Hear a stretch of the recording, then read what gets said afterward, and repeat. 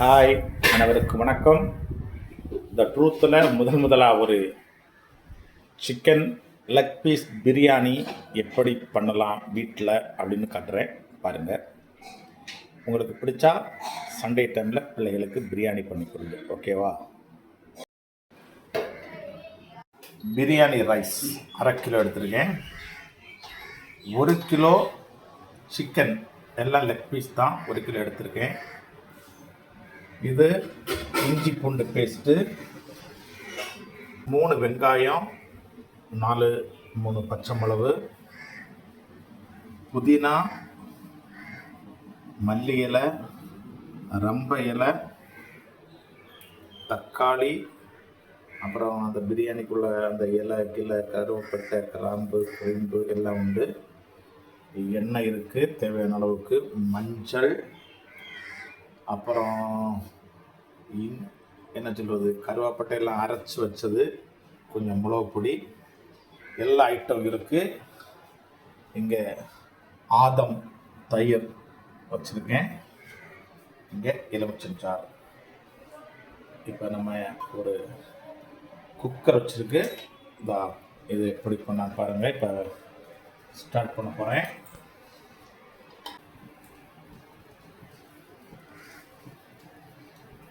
ஒரு 200 கிராம் அளவுக்கு எண்ணெய் விட்டுருக்கேன். எண்ணெய் நல்லா காயும். அது கூட நெய்யும் போட்டுருவோம், ஓகேவா? நல்ல எண்ணெய் காஞ்சிடுச்சு. ரம்பால போட்டாச்சு.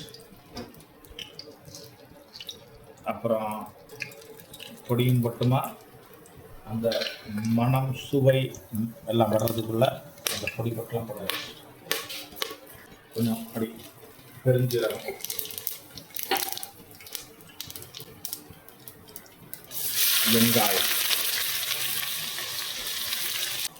வெங்காயம் நல்ல பொன்னிறமாக வரணும். வெங்காயம் ஈஸியாக அது வதங்கி எடுக்கணும்னா ஒரு சீக்கிரட் என்னன்னா கொஞ்சம் உப்பு போடாது.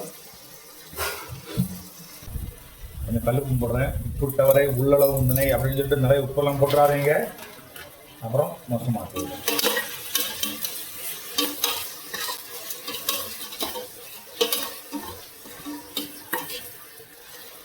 வெங்காயம் எவ்வளவு நல்லா வதங்குதோ அந்த அளவுக்கு பிரியாணி டேஸ்டாக இருக்கும். பொன்னிறம் வரும் வரைக்கும் வெங்காயத்தை வதக்கணும். ஒன்றும் பயங்கர வேலை, வெங்காயம் பொன்னிறமாக வதக்கும். வெங்காயம் ஓரளவுக்கு வந்தாச்சு. பச்சை மிளகா போட்டுருவேன், ஓகேவா?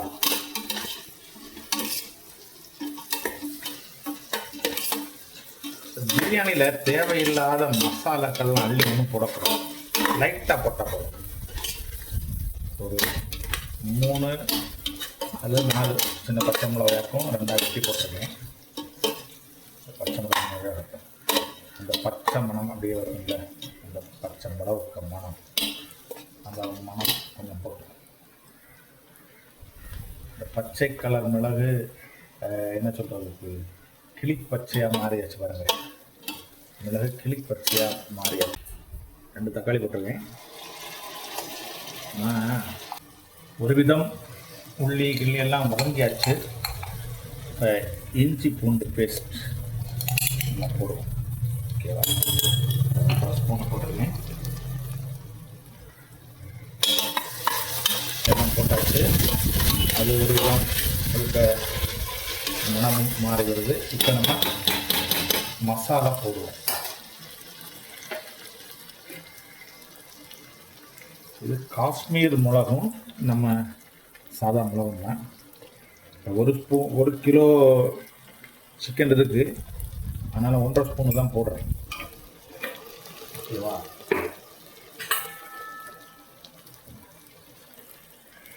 கொஞ்சம் மஞ்சள்.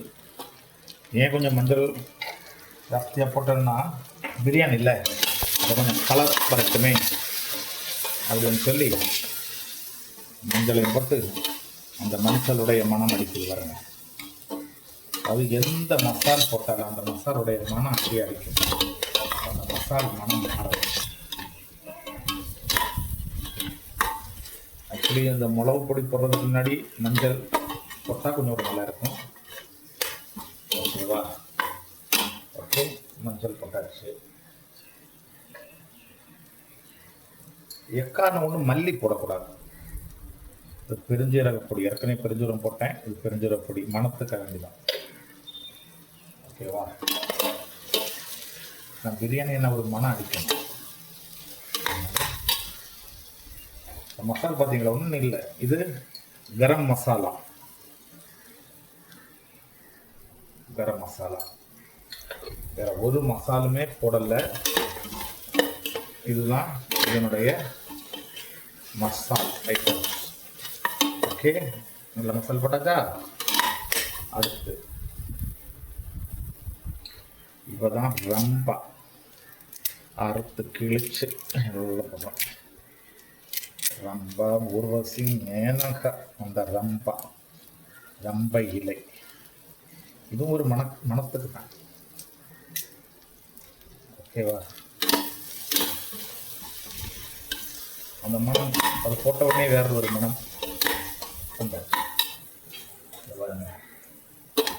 புதினா ரொம்ப நல்லதாங்க.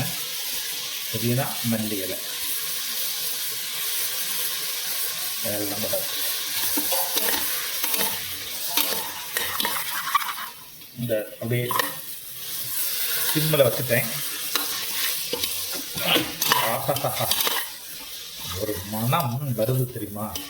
இந்த மனம் உங்களுக்கு டிவியில் தெரியாது, ஆனால் அது அப்படி ஒரு மனம் இருக்குது. மூக்கெல்லாம் கிழிக்குது. பக்கத்து வீடுகாரெல்லாம் எட்டி பார்க்குற அளவுக்கு இருக்குது. ஸோ இந்த பாருங்க, எண்ணெய் வர்றதுக்கு அப்படியே தெரியுது. இதெல்லாம் போட்டாச்சா? அதுக்கு என்ன பண்ணோம்னா தயிர் கொஞ்சோண்டு ஊற்றும். Tongue tongue tongue tongue tongue. சரி போதும். தயிர் ஊற்றின உடனே இந்த சூடு கொஞ்சம் கம்மியாயிடும். இப்போ சூடு கம்மியானா செட் ஆகாது. அப்போ அதனால் ஃபுல் இதில் வச்சாச்சு தீயை.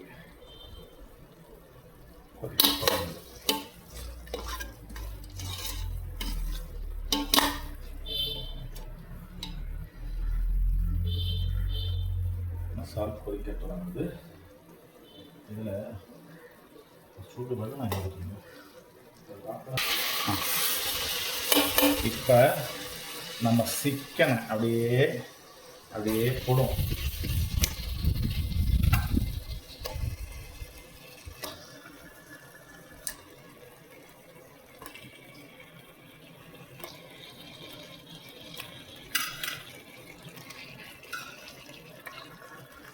எல்லா சிக்கனையும் போட்டாச்சா?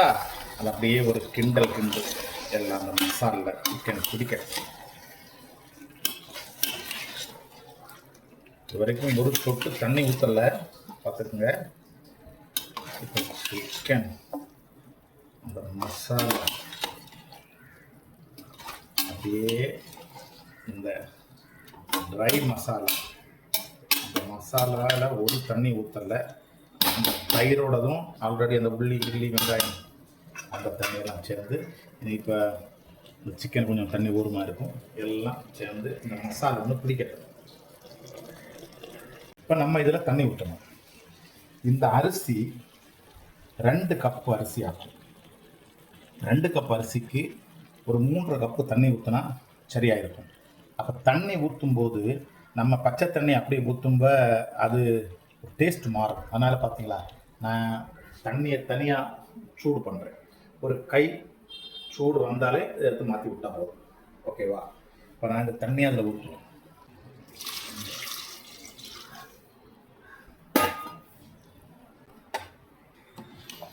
நம்ம அந்த தண்ணி ஊற்றியாச்சா? இதை கொஞ்சம் கிண்டி விடுவோம். தண்ணி மசாலாவே கலந்து செட் ஆகட்டும். இனி இது அப்படியே கொதிச்சு வரட்டும். இப்போ நம்ம உப்பு இருக்கானு செக் பண்ணுவோம். நேரம் உப்பு போட்டோம், இன்னும் கொஞ்சம் உப்பு அப்படியே போடுறேன். தப்புன்னு நினைக்கிறேன். சுவை கூட்டணும் அப்படின்னு சொல்லிட்டு இந்த எலுமிச்சம் ஜூஸ். ஓகே, விதையெல்லாம் இப்போ வெளியில் தனியாக வந்தாச்சு. ஒரு மூடி போட்டுடுவோம். மூடி போட்டால் அது அப்படியே குடிச்சிடும்.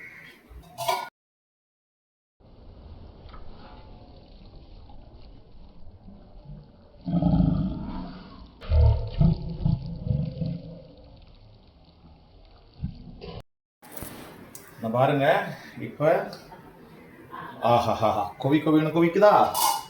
இப்போ நம்ம அரிசியை தட்டுறோம். அரிசி தட்டும்போது நான் சிம்மில் போடுறேன், அல்லது இந்த சூடாக கையெல்லாம்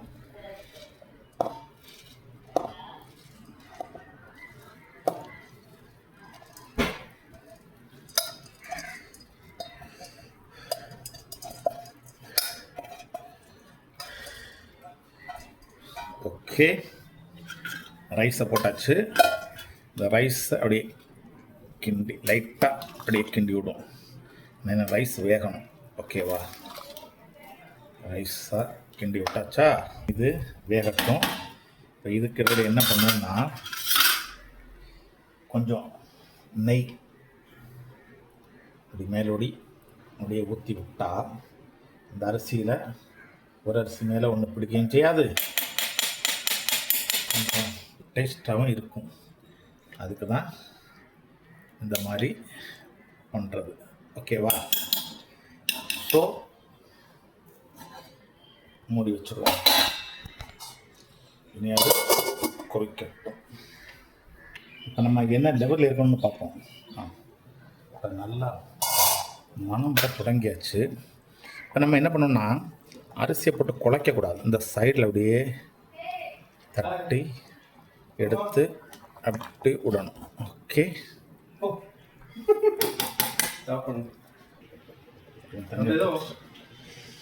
अंडा का कसम अबूर का कुसम துறந்து விடு சீசே. கொதி கொதி என்று கொதிக்கிறது. இன்னும் நம்ம இதை லைட்டாக சாதம் என்ன லெவல்னு பார்த்துடுவோம். ஒரு அரைப்பருவம் வெந்தாச்சு.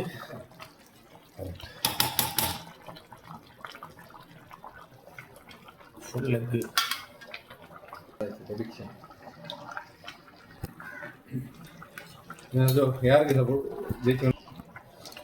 நம்ம கொஞ்சம் நேரம் சிம்மில் போடுவோம். அப்போ தான் நல்லா வேகும், அல்லது அடிபிடிச்சிடும். ஒரு 10 நிமிஷம் மூடிக்கடா.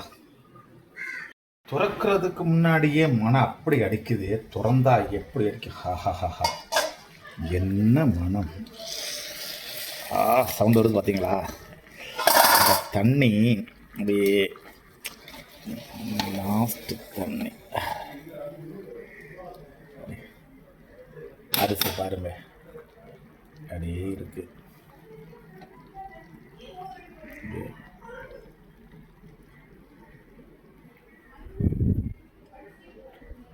மேக்ஸிமம் அரிசி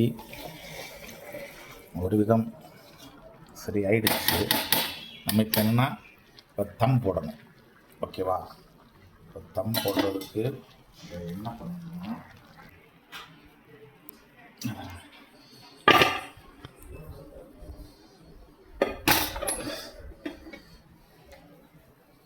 இந்த தோசைக்கல்லில் இதை அப்படியே எடுத்து இதை மூடி வச்சு, இதுதான் தம்.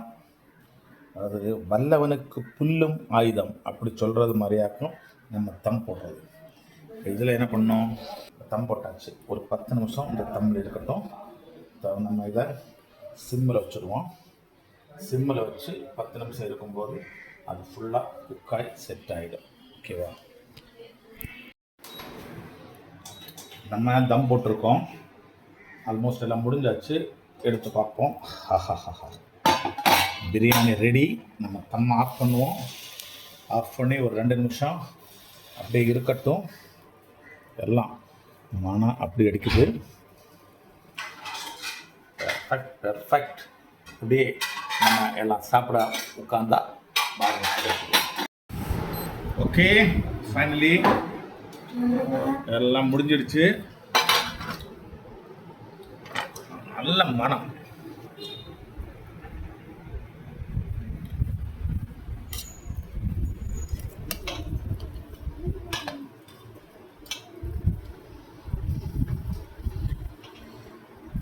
அரை கிலோ ரைஸில் 1 கிலோ சிக்கன் போட்டதுனால ரைஸை விட பீஸ் சிக்கன் தான் நிறைய வருது. ஓகேவா? எடுத்து சைட் டிஷ்ஷாக அப்படியே எடுத்து வச்சு, ஓகே, ஒரு பப்படம் எடுத்து ஃப்ரெஞ்ச் ஃப்ரைஸ் வச்சு சாப்பிட்டு பார்க்குறேன் என்ன டேஸ்ட்.